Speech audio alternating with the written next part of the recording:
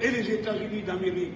C'est lui qui a accepté que l'état-major de l'OTAN sur l'espace soit domicilié à Toulouse et dont je le prierai de repartir sitôt que vous aurez élu. Non, ce ne sont pas de petites questions. Ces questions devraient être dans le débat de l'élection présidentielle, car c'est une des compétences du chef de l'État dans la Constitution de la Ve République que cette question de l'armement et du désarmement. Nous autres Français, d'où notre système de sécurité repose sur la dissuasion nucléaire. Si depuis l'espace il est possible de repérer les sous-marins français, si depuis l'espace il est possible d'avoir des cibles à terre, alors tout ce que nous avons constitué ne sert plus à rien.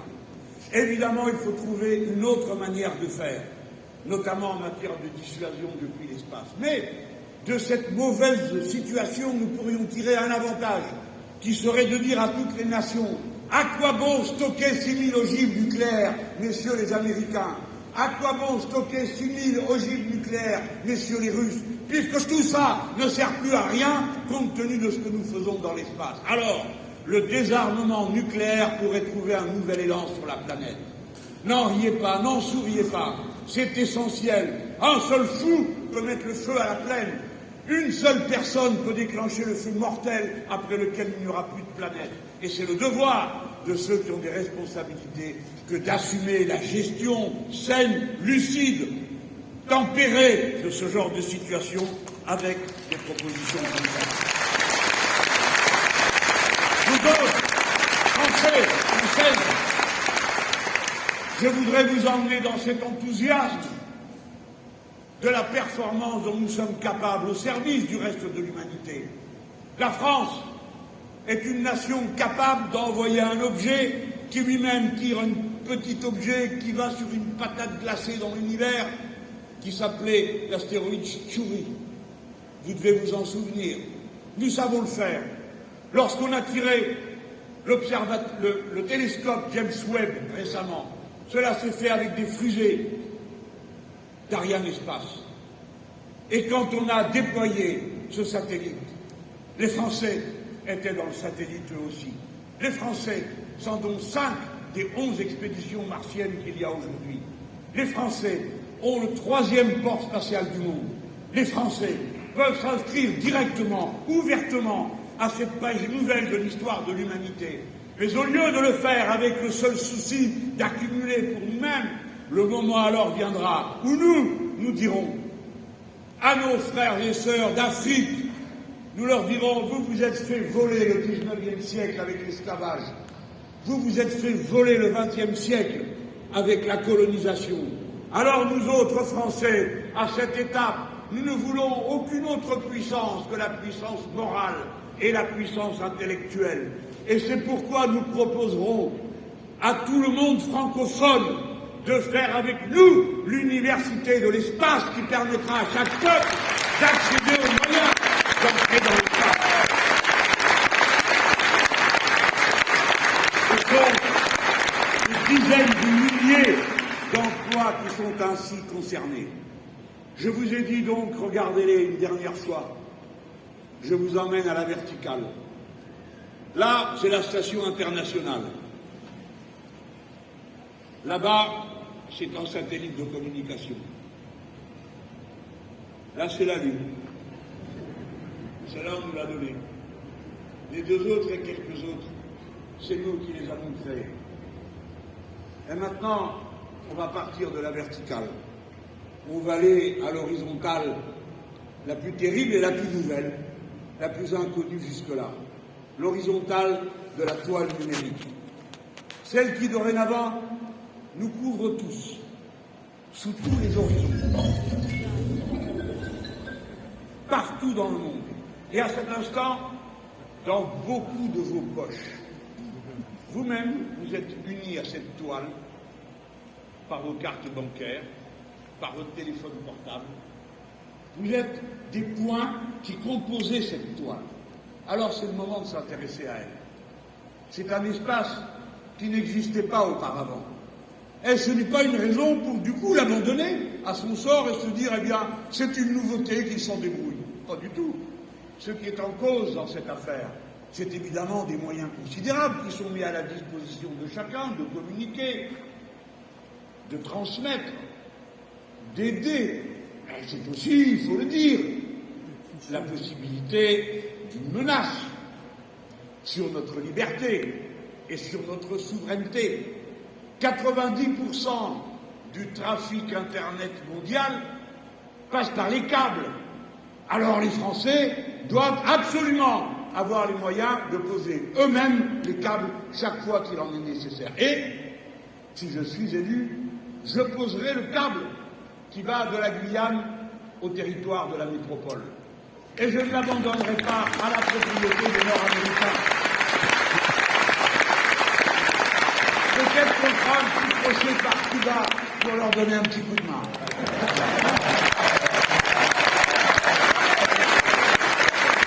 Mais nous avons besoin aussi que l'essentiel des données dont nous disposons soit conservé sur le territoire national et par des serveurs nationaux. Pourquoi ? Trouvez-vous normal que toutes les installations des missiles français soient équipées de logiciels nord-américains? Trouvez-vous normal que toutes les données de santé que vous avez, que vous le vouliez ou non, si généreusement accepté de stocker, c'est Microsoft qui s'en occupe? Trouve-t-on normal que tant et tant de gens accèdent sans aucune difficulté à une connaissance approfondie qu'aucun d'entre nous en particulier n'a de notre peuple? Non, ce n'est pas normal et nous voulons en garder la maîtrise. Nous voulons garder la maîtrise des câbles, la maîtrise des serveurs, la maîtrise des évaluations, parce que vous savez que même l'évaluation de l'éducation nationale, c'est Amazon qui s'en charge. Nous voulons relocaliser l'industrie électronique, à commencer par les supports en silicium de l'usine de Ferropem que nous nationaliserons s'il le faut, s'il n'est pas possible de la remettre en route instantanément. Et puis, il nous faut affronter la question de la protection de la liberté individuelle. Et d'abord, équiper tout le pays d'un accès à l'Internet. Ensuite, faire en sorte que chaque personne puisse y accéder et que les premières quantités soient gratuites.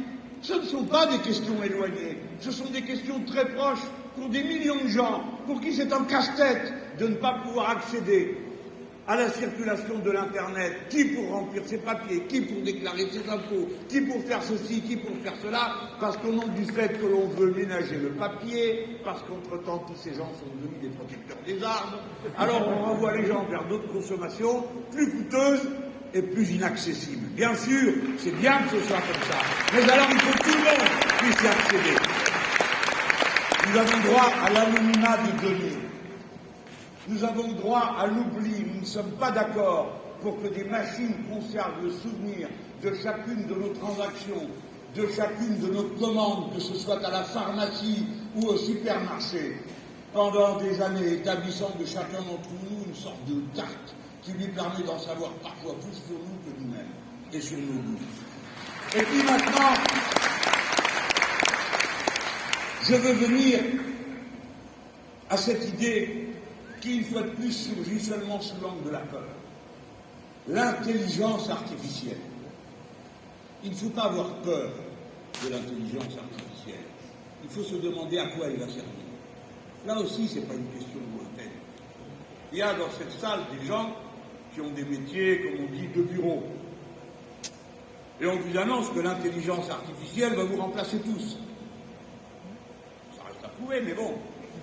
Il vaut mieux prendre au sérieux ce genre de choses. Mais alors, une fois de plus, le problème est fort mal posé. L'intelligence artificielle va donc permettre d'accomplir certaines tâches à la place des gens. Eh bien, parfait. Que va devenir le temps ainsi libéré? La question est de savoir si les uns vont se l'approprier ou s'il va être partagé. Autrement dit, est-ce que le temps libéré va produire encore plus de chômage, c'est-à-dire de l'inactivité forcée, ou bien est-ce qu'il va produire de la réduction du temps de travail? Eh bien, nous optons pour la réduction du temps de travail. Le rétablissement du 35 heures en rendant plus cher les heures supplémentaires. Et l'ouverture de la discussion sur les 32 heures. Et on continuera comme ça chaque fois qu'il y aura des progrès. Parce que le progrès que la machine introduit, c'est de soulager la peine de l'être humain, pas de l'aggraver. Or, c'est ce qu'ils en ont fait. Le progrès technique est devenu un moyen d'aggraver la peine des êtres humains. C'est le monde à l'envers. Parce que le capitalisme fonctionne continuellement, sachez-le, sur la gratuité. La gratuité du travail, parce que quand vous travaillez 39 heures ou 40 heures, eh bien, on ne vous payera pas la valeur des 40 heures de la richesse que vous avez produite. La plus grande partie restera appropriée par le possesseur des moyens de production. Je vous fais un petit cours d'économie au passage qui vous fait du bien. Donc, ils vivent de la gratuité de votre travail. Il est temps que cela soit réparti sur tous et qu'enfin, la machine produise l'effet qu'on attend d'elle, soulager la peine des êtres humains. La semaine de 35 heures et la retraite à 60 ans avec la rentabilité.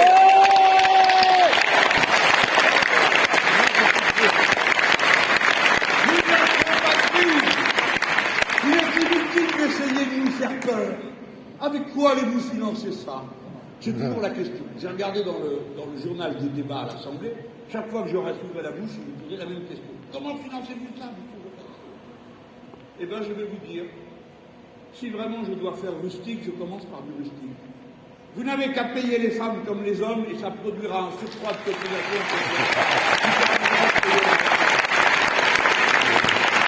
Vous n'avez cherché, vous le trouvez. Mais ne vous inquiétez pas, j'ai d'autres idées. Alors à eux de choisir, je passe le râteau ou ils cèdent tout de suite. Parce que s'arranger avec moi est impossible. Et je crois que tout le monde l'a bien compris. Ça sera 60 ans et 40 annuités. Et je vais vous dire pourquoi. Pas seulement parce que c'est du bonheur de pouvoir à 60 ans avoir la totalité de son temps en temps libre après l'avoir eu toute sa vie en temps contraint. Mais aussi parce que c'est une mesure gigantesque d'économie.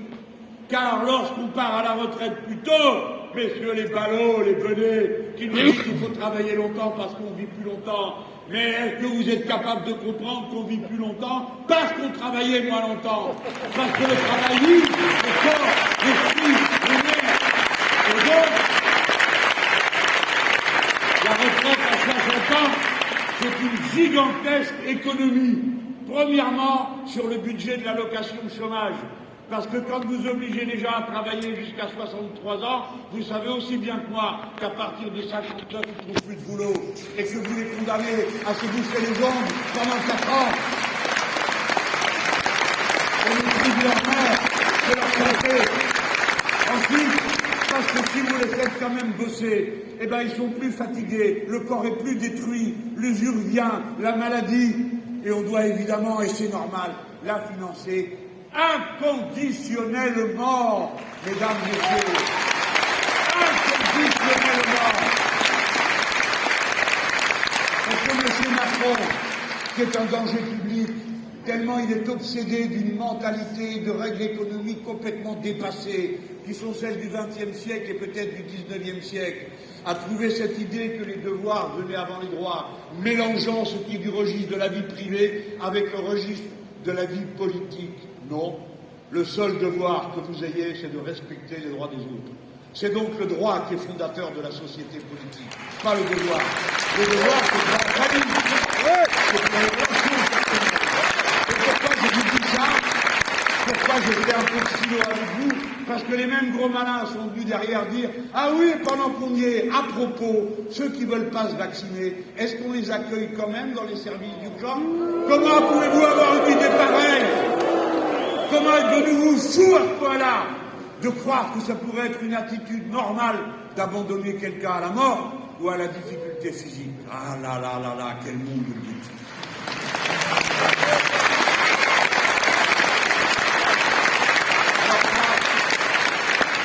C'était la toile. À cause de moi, comme il y a de la lumière, c'est un peu moins immersif que si vous étiez dans le noir. Hein? Mais quand même, ça l'est bien.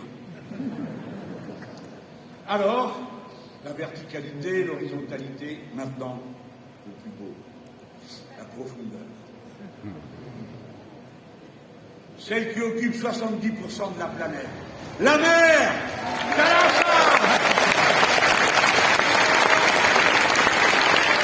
10 expéditions continuent, réapercevant la mer des mondes, la mer Méditerranée. Regardez-la, regardez sa puissance, sa force. Voilà la porte de sortie du nucléaire qui est devant vous. Elle contient 66 fois l'énergie dont on a besoin à terre. Elle est là pour toujours, la nuit, le jour, avec le mouvement des marées, le mouvement des courants dans les profondeurs, la circulation de la Lune autour de notre planète. La mer qui commence le cycle de l'eau. Car c'est de la mer que part l'évaporation qui va donner la pluie les rivières, l'eau que nous allons consommer. Tous les êtres vivants à la surface de la planète sont une reproduction différée de cette eau magnifique, celle de la mer. Le bien le plus précieux. Avec ça, sur nos 1000 kilomètres de côte pour l'Hexagone, avec 50 éoliennes offshore, on a l'équivalent d'une centrale nucléaire, d'un réacteur nucléaire. Il faut sortir du nucléaire, pas par idéologie, parce que c'est dangereux, les gens, et c'est de plus en plus dangereux, parce que vous entendez dire qu'à mesure que ces centrales vieillissent, eh bien, elles deviennent dangereuses. Ça n'a rien à voir avec la valeur des techniciens, des ouvrières et des ouvriers qui les servent. D'ailleurs, on les gardera tous, parce qu'il n'y a qu'eux qui savent comment on peut démonter un bazar pareil. Mais nous avons besoin d'en sortir parce que le danger est immense. Alors comment? Eh bien oui, il y aura des éoliennes offshore. Oui, il y aura des machines houlomotrices, on sait les faire. Oui, il y aura des machines qui prendront le mouvement du chaud et du froid, le froid qui est au fond, le chaud qui est au-dessus. On a déjà la plus grande machine à faire de l'air conditionné qui fonctionne pour l'hôpital de Papeete dans la Polynésie française. On sait faire tout ça. Eh bien, il n'y a plus qu'à s'y mettre. Alors, j'annonce que si nous gagnons l'élection, il va y avoir beaucoup de boulot à faire.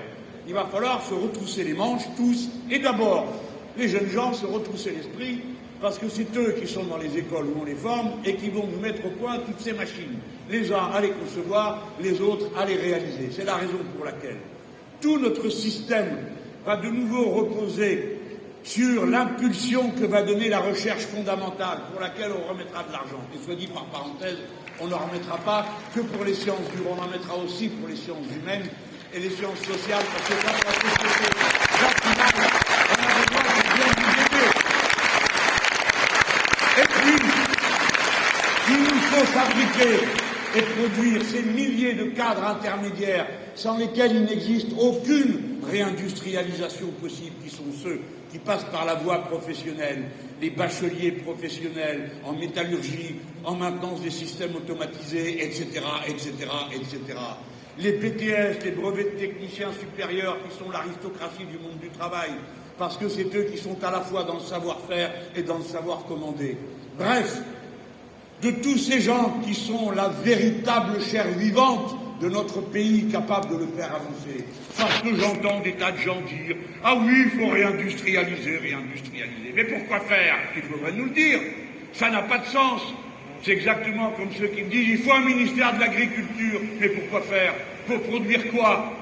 On voudrait le savoir. C'est bien la raison pour laquelle je propose qu'on se passe de ministère de l'Agriculture et qu'on fasse un ministère de la Production Alimentaire, parce qu'au moins ça dit à quoi ça sert, et qu'on peut manger du beau, du bon, du bio.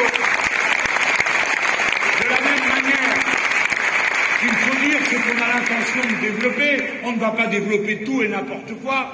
On ne va pas dire, comme disait M. Hollande ou comme répète M. Macron, c'est l'offre qui fait la demande.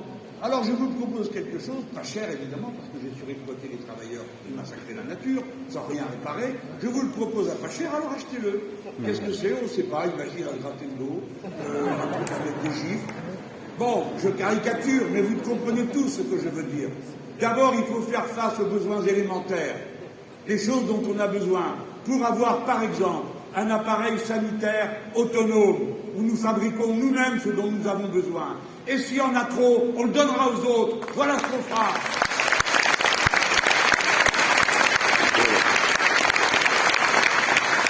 Vous pouvez vous passer de tout, sauf d'eau. Vous ne pouvez pas. Alors il est temps de se rendre compte que le peuple humain tout entier boit l'eau que tout le monde salit. Et vous autres, c'est le moment de réaliser quand vous voyez les Guadeloupéens et les Martiniquais protester comme ils le font à juste titre. Quand on leur a menti,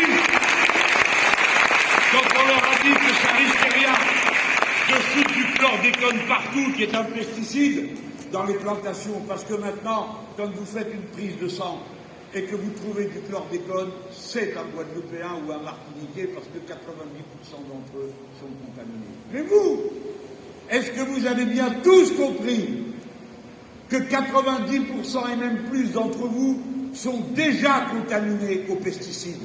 Parce que cela a été établi. Et quand on dit le pesticide, c'est des choses comme glyphosate, qualifiées de probablement cancérigènes. Eh bien, que ceux qui veulent avoir des certitudes en boivent quelques bonnes lampées, ça les mettra du bon côté.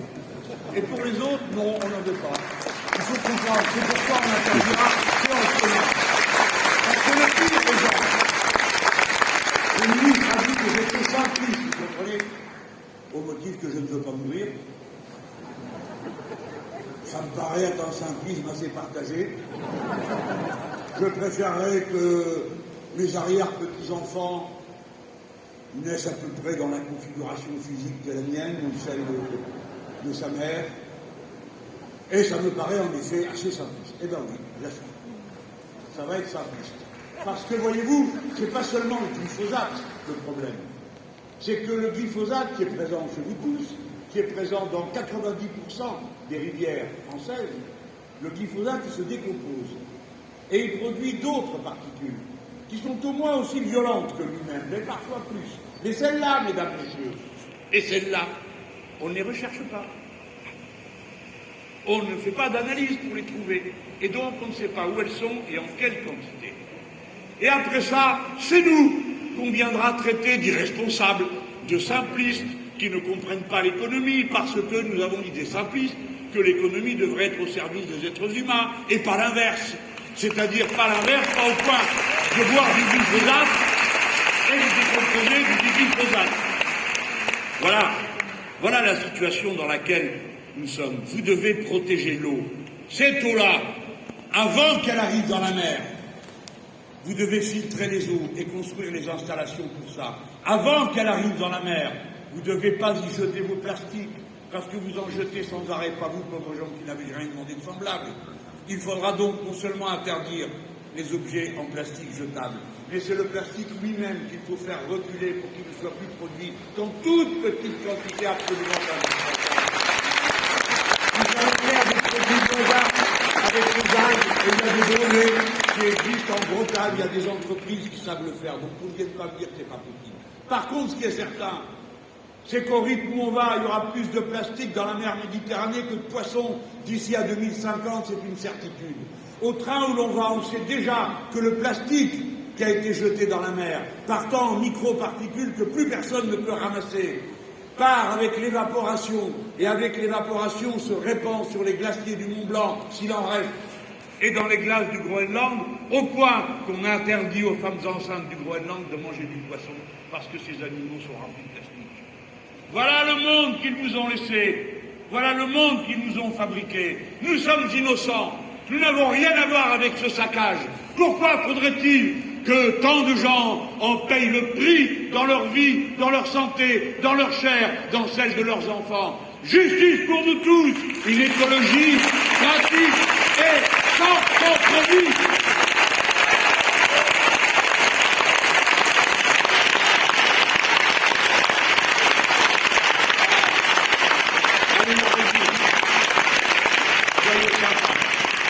Laissez-moi la mer pour la dernière partie de mon propos. Vous vous imaginez la première fois qu'ils sont arrivés au bord de ça?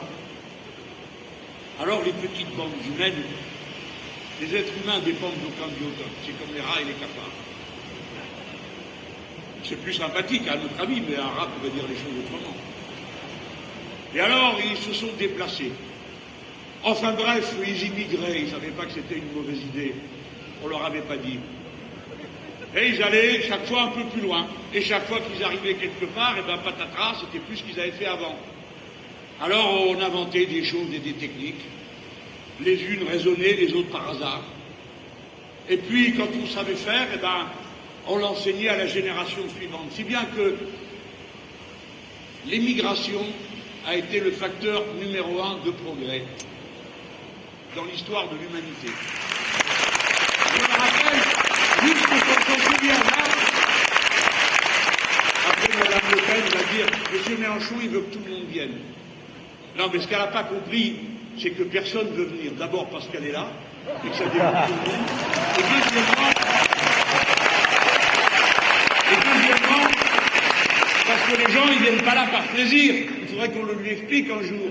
Ceux qui sont pas nés avec une cuillère d'argent dans la bouche comme elle et les autres, ils s'en vont parce qu'ils ne peuvent pas faire autrement.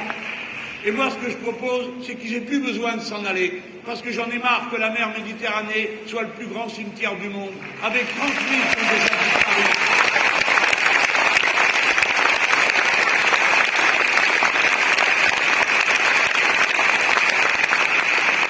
Alors,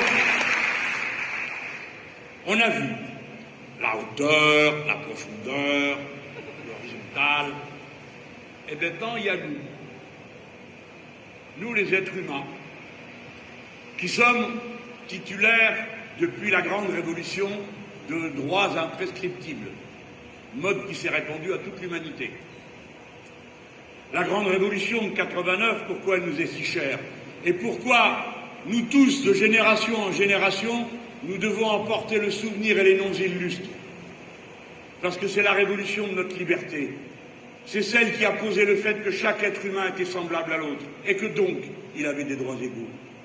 Un jour, j'ai demandé à un scientifique, un professeur de fac, je lui dis, toutes ces révoltes d'esclaves qu'il y avait ici, là, comment expliquez-vous qu'il n'y ait pas eu un embrasement général de tous à la fois? Et ce professeur m'a dit, Monsieur Mélenchon, pour qu'une idée puisse devenir une force matérielle de cette amplitude, il faut qu'elle soit portée comme un droit commun. C'est-à-dire qu'on défend sa dignité et son égalité quand on sait que la dignité et l'égalité est un droit de chaque personne humaine et pas seulement de celui qui commande, de celle qui possède, etc., etc. Répandez l'idée d'égalité et vous répandrez l'idée d'égalité des droits, de similitude entre les êtres humains. Semblable, ça ne veut pas dire identique, semblable. Ce sont les mots terribles que j'ai vus inscrits sur la charte de ces pauvres gens de Champagné dans la Haute-Saône qui demandaient qu'on arrête en 1766 de faire de l'esclavage parce qu'on leur avait dit qu'il y en avait. Ils disaient ce sont mots semblables. Le mot semblable claque comme un drapeau. Nous sommes les semblables, et d'abord les semblables de tous les pauvres gens qui ne peuvent se défendre, qui n'ont pas de voix, qui sont humiliés, qui sont radiés, dont on détruit les pauvres couvertures. C'est nous qui les portons sur notre ego à cet instant. Alors il y a une règle de fer dont tout le monde doit se souvenir. La déclaration y est écrite dessus. Déclaration des droits de l'homme, on voulait dire des droits de l'être humain et du citoyen. Parce qu'il n'y a aucun droit qui vaut quoi que ce soit, sinon un vœu pieux, s'il n'y a pas des gens pour le faire respecter. Et le faire respecter, c'est exercer le pouvoir. Et exercer le pouvoir, c'est la citoyenneté. Voilà pourquoi c'est la règle numéro 1. Il y a toujours des gens pour vous dire on verra après. Non, on verra pas après, on verra tout de suite. C'est pour ça qu'on va convoquer une assemblée constituante. C'est pour ça qu'on va passer à la 6e République. C'est pour ça qu'on appliquera le droit de révoquer les élus lorsque vous estimez qu'ils vous ont trahi. Alors Dupond-Moretti a dit vous êtes en train d'inventer le mandat impératif, un élu, il doit pouvoir quoi? Quand on a écouté la fin de son discours, ça voulait dire, un élu, il a le droit de pouvoir faire exactement le contraire de ce que veulent les gens, sans que ceux-ci ne puissent rien contre lui. On n'est pas d'accord. Nous voulons marier la stabilité des institutions, qui est nécessaire pour gouverner une grande société, nombreuse comme la nôtre, et le pouvoir d'intervention permanent du peuple, à travers des institutions nouvelles, comme le référendum d'initiative citoyenne, le référendum révocatoire. C'est à ce prix que vous pouvez vous dire libre Donc, vous ne l'êtes pas. Et en ce moment, vous êtes en train de vous en rendre compte. Quand vous allez ici et là, qu'il vous faut sortir votre passe sanitaire, qui ne sert strictement à rien d'autre qu'à vous contrôler, qui ne protège personne de rien du tout, qui est devenu entre-temps, sans doute aujourd'hui, je n'aurai pas le temps de rentrer, le passe vaccinal, tout ça ne sert à rien. Et alors, on va déclencher des situations dont je vous demande de partager. Vous imaginez que dans tel restaurant, on en a besoin de monde, on demande à un travailleur, qui par ailleurs s'avère être sans papier, de contrôler les passes sanitaires des gens qui rentrent et, pour faire plaisir à M. Macron, afin d'éviter les fraudes, de vérifier la carte d'identité. Par exemple, d'un policier qui, comme c'est bien son droit, et que c'est le week-end, sort avec sa dame, ou la dame avec le monsieur, et vont au restaurant, et se font contrôler par quelqu'un qui leur dit « montrez-moi le passe sanitaire ». Et que l'autre répond « mais pas du tout, je ne vous le montrerai pas, d'ailleurs vous avez une tête suspecte, vu que, bon, hein, c'est pas la peine que je vous dise. » Et alors l'autre insiste, il dit « écoutez-moi monsieur, je ne vous connais pas, mais je fais mon boulot, je contrôle. Hein. » Et alors le gars va dire « ah ben vous ne savez pas que nous autres policiers, on n'a pas besoin de passe sanitaire parce que M. Darmanin nous en a exempté. Voilà la société c'est n'importe quoi. Mais en attendant, continuellement vous êtes contrôlés, continuellement surveillés. Et quand on leur dit c'est la société du contrôle généralisé, ils nous disent ah oui, mais un peu moins de liberté pour plus de santé. Eh bien, vous ne serez pas en meilleure santé parce que vous êtes moins libre. Faites-moi confiance. Si vous n'avez aucune possibilité d'examiner ce qu'on est en train de vous faire et ce à quoi on veut vous contraindre. Alors,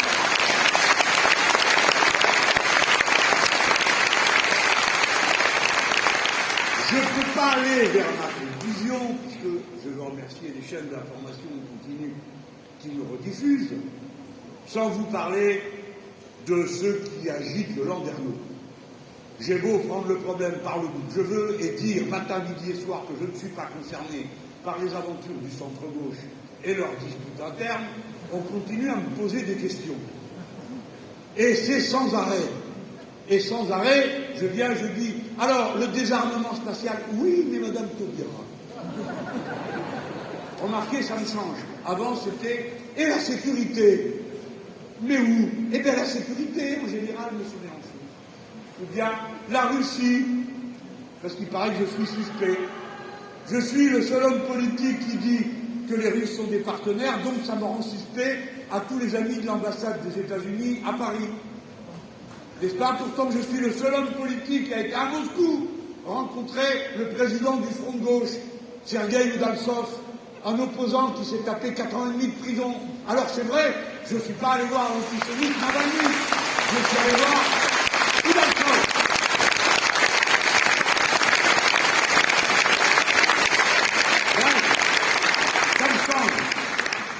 Nous ne sommes pas concernés par les mésaventures du centre-gauche. Et nous n'irons pas nous disputer avec eux, parce que nous ne sommes pas concernés par la compétition entre le Parti radical de gauche de Mme Taubira et le Parti socialiste de Mme Hidalgo. Pendant des années, ils ont été alliés, ils s'en débrouillent. Mais s'il vous plaît, respectez-nous. Laissez-nous faire campagne, convaincre des gens. Quel est le sérieux des gens qui prétendent être une force gouvernementale et qui, 80 jours avant l'élection, n'ont aucune certitude, ni sur le candidat, ni sur le programme. Oh là là là là. Écoutez-moi. Faites confiance à une tortue électorale sagace comme moi. Rien ne sert de couler. Il faut partir à point. Et j'ai déjà épuisé quelques lièvres, hein. Je vais avec vous mon chemin, tout doucement, au milieu des menteurs, des sarcasmes, des sondeurs qui ne sont que leurs amis, et qui ont écarté le milieu populaire, puisqu'ils ne les comptent pas dans le résultat du sondage, parce qu'ils ne sont pas sûrs d'aller voter.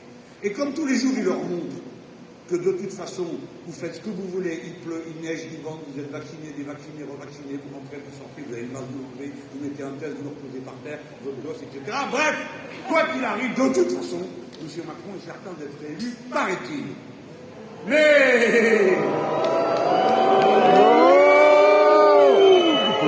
force de répandre de la désespérance, j'ai oublié les autres, là, qui sauteralent. Alors encore pire cela. Tout est perdu si nous ne sommes pas unis. Pardon, si nous sommes unis, tout est perdu. Comment je fais, moi, pour faire l'union qui ne soit pas la confusion?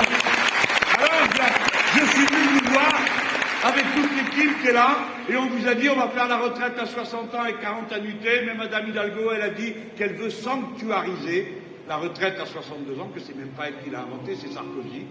Et 43 annuités, par contre, c'est elle et son copain Hollande. Alors, je vais faire avec eux quoi? Alors, on va discuter. 40 ans, 42, 41 ans, 41 et demi, parce qu'alors, ils peuvent passer des heures à ça. Nous, ça nous fatigue. On préfère faire, avancer, bravo, et musique en tête, et on avance. Voilà. Mais, à force, il y a des gens que ça désespère. Et je voudrais dire que je les comprends. Parce que moi aussi, j'ai appartenu à une génération où on s'est battu pour l'union. Mais à l'époque, l'union, c'était le changement. Tu faisais l'union pour avoir ta retraite à 60 ans. Et quand on y allait avec les cocos au porte-à-porte, alors les gens nous disaient « Ah, c'est bien, vous êtes jeunes, vous y croyez, ça ne sera pas pour vous. » Eh bien si, ça a été pour eux. Donc là, si vote pour nous, ça sera pour eux, pour tout le monde. Donc, c'est pas du monde dont on a besoin.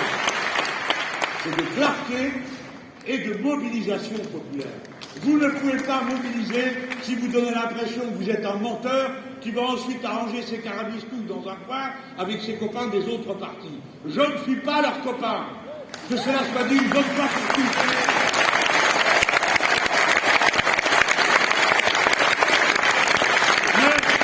Mais, comme j'entends ceux qui disent « Mais alors quoi, vous voulez voir personne ?» Enfin, écoutez, quand même, il y a un Parlement de l'Union populaire, il y a des gens très divers là-dedans. On leur demande pas, s'ils pensent savoir, s'ils sont marxistes, s'ils sont chrétiens, s'ils sont musulmans, c'est pas le sujet. Le sujet, c'est est-ce qu'on est d'accord sur le programme et sur ce qu'on va faire ensemble.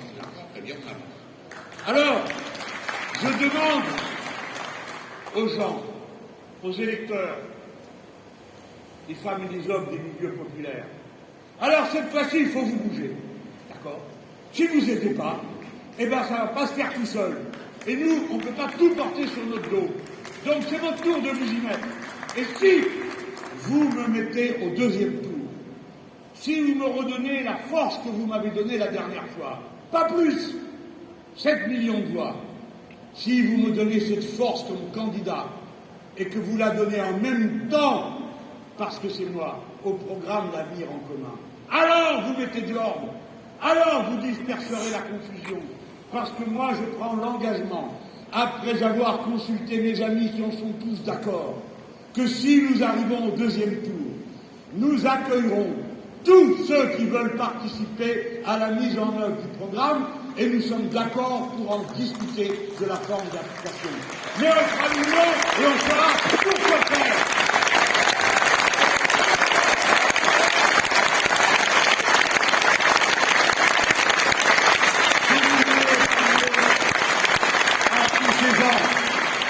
La souffrance du ridicule, la souffrance de leur polémique interminable, eh bien, regroupez-vous avec nous. Et moi, au deuxième tour, j'en fais mon affaire. Vous verrez que je n'aurai pas trop de mal à les convaincre, je les connais.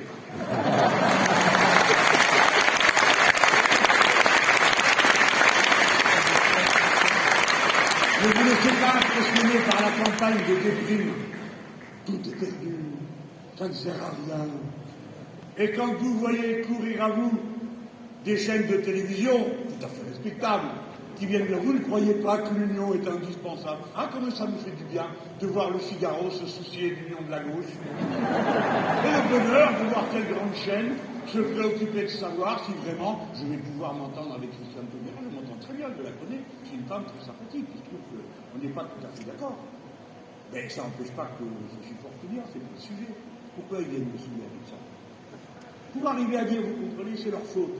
Regardez-les, ils sont ridicules. Nous n'avons rien à voir avec ça. Je le redis encore une fois, nous n'avons rien à voir avec ça. Notre proposition est claire, on se retrouve parce que les Français l'auront décidé. Si vous décidez de me mettre au deuxième tour, c'est que vous savez où vous voulez aller. Pas seulement vous qui êtes dans cette salle, parce que vous avez déjà votre idée sur le sujet, mais tous les autres. Et à ce moment-là, on fera ce qu'on sait qui est attendu par le grand nombre du peuple français, c'est-à-dire faire le programme, discuter de ça.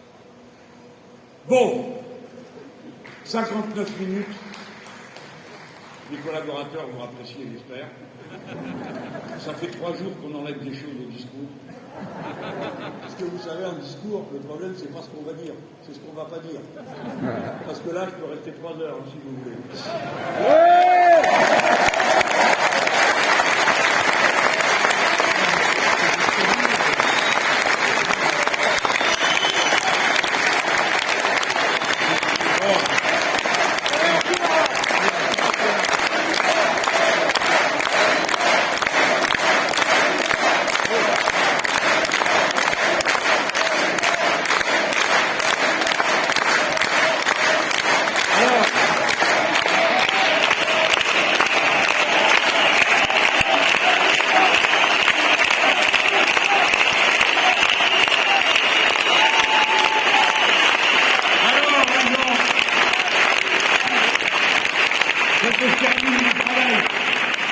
J'ai d'autres rendez-vous pour vous. Déjà, si vous aimez les choses qui sont un peu surprenantes, le 5 avril, je vous redonne rendez-vous dans 6 villes à la fois parce que ce sera le retour de l'hologramme. Mais avant ça, je ne sais pas comment je vais m'habiller pour le prochain hologramme. Je vais avoir une tenue claire. Moi, je trouve que ça habille moins chic, la tenue claire. C'est peut-être parce que je suis qui rigole. Et je ne sais pas. Peut-être que c'est parce que je suis gourmand que j'ai un doute sur les tenues claires. Qu'est-ce que vous en pensez? Mais vous êtes en clair, vous. Eh bien, ça vous va, vous. Ah, vous profitez moins que moi. Voilà. Alors, ça m'a éloigné du sujet. Hein. Vous allez voir que non. Le plus important, on se retrouve avant, il va y avoir des meetings partout et des réunions publiques. En ce moment, il y en a 2 par semaine, parfois 3, qui ont lieu dans tout le pays. On est assez content parce qu'il y a pas mal de monde qui vient. En tout cas, un nombre supérieur à ce qui se voit en toute autre circonstance. Donc, c'est signe qu'en ce moment, c'est en train de se frémir. Hein. Alors, évidemment, il y a toujours les petits bourgeois qui ne sont pas contents de M. Mélenchon parce qu'il a un mauvais caractère, blablabla, comme on leur a dit matin, midi et soir, hein, qui le pensent. C'est pas que fou, mais c'est pas que juste.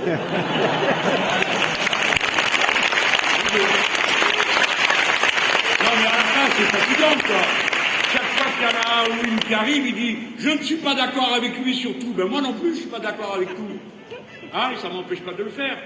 C'est pas la peine de dire voilà, de mettre des limites, des réserves. C'est pas le sujet. C'est ça qui nous réunit. Voilà. Alors, le 20 mars, à pied, à cheval, en voiture, à bicyclette, à 4 pattes, sur le dos du copain. Rendez-vous à Paris pour la grande marche pour la 6e République et le partage des richesses. Je nomme ces 4 minutes. Il faut que vous soyez tous là. Vous savez pourquoi? Parce que comme vous êtes là déjà, et vous avez fait l'effort tous d'être là, puis certains d'entre vous sont arrivés pile à l'heure pour être sûrs d'être dedans. C'est bien. Mais vous donnez une énergie, à moi d'abord, aux copains qui sont là au premier rang. Vous donnez une énergie à nous, vous donnez de l'énergie à tous les gens qui vous voient. Parce qu'ils se disent « Ah, eh bien je savais bien qu'on n'avait pas disparu. Nous revoilà, nous sommes la grande force, vos visages sont très différents. Des hommes, des femmes, des jeunes, des vieux. Toutes les couleurs sont là. La France, non, la France n'est pas un pays raciste. Non, la France n'est pas un pays égoïste. La France, c'est eux. Et ça donne du courage à des tas de gens de vous voir. Donc, quand ils vont vous voir déferler le 20 mars dans la rue pour la 6e République, on sera à quelques jours de l'élection. Vous allez donner du courage, de l'enthousiasme. Vous donnerez de l'élan à ceux qui hésitaient. C'est à ça que ça servira. Et puis vous autres qui avez de la culture au point que vous êtes là dans cette salle, vous vous souviendrez à jamais de ceux qui nous ont précédés dans le combat, les communards et les communards, qui avons tracé la voie d'une société d'égalité en résistant à l'invasion. Ah, c'est une fin dure et terrible que la leur, mais ils n'auront pas souffert. faire pour rien, ils n'auront pas ouvert le chemin pour rien. Puisque nous voilà, puisque nous sommes toujours là, que nous sommes leurs enfants, leurs héritiers, nous portons leurs mains et leurs paroles à cet instant. Et c'est pourquoi j'achève avec Louise Michel.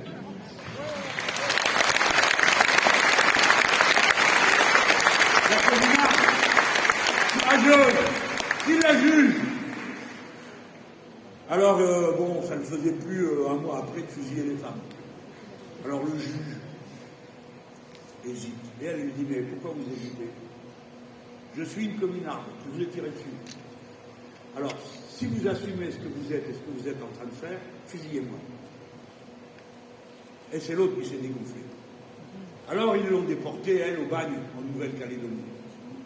Et au bagne, en Nouvelle-Calédonie, en 1878, il y a eu une énorme révolte des Kanaks contre l'occupation qui était là.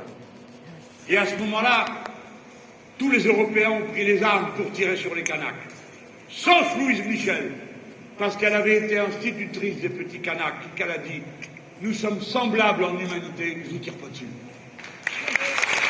Voilà la leçon du courage inflexible qu'il faut porter en nous, que nous donne cette femme-là.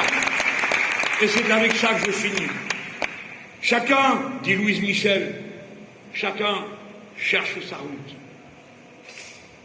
Nous cherchons la nôtre. Et nous pensons que le jour où le règne de la liberté,